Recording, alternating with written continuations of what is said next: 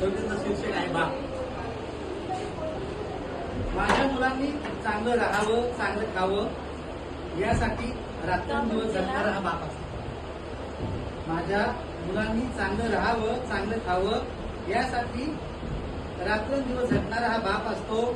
जबाबदारीचं कितीही ओझं असलं तरी चेहऱ्यावर त्याचा आव न आणणारा हा बाप असतो. दिवाळी दसरा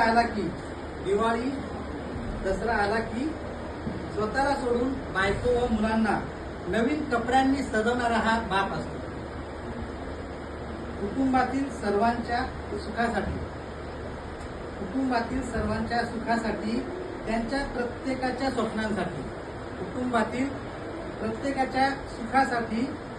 प्रत्येकाच्या स्वप्नांसाठी स्वतःच्या स्वप्नांची तडजोड करणारा हा बाप असतो.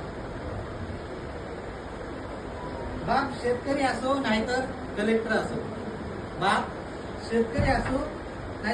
असो, प्रत्येक मुलासाठी त्याचा बाप हाच एटीएम असतो. एखादी मोठी परीक्षा उत्तीर्ण झाल्यावर आपल्या पाठीवर कौतुकाची थाप देणारा बापच असतो. माझा मुलगा हा माझ्यापेक्षाही कर्तृत्वाने मोठा व्हावा असा विचार करणारा जगात एकमेव बापच असतो. खरंच बाप नावाचं कल्पवृक्ष जोपर्यंत तुमच्या पाठीशी उभा आहे, खरंच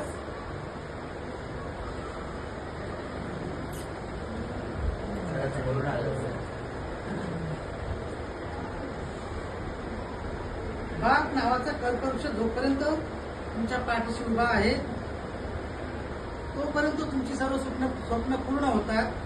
ही गोष्ट स्वतः बाप झाल्यावर कळते. धन्यवाद.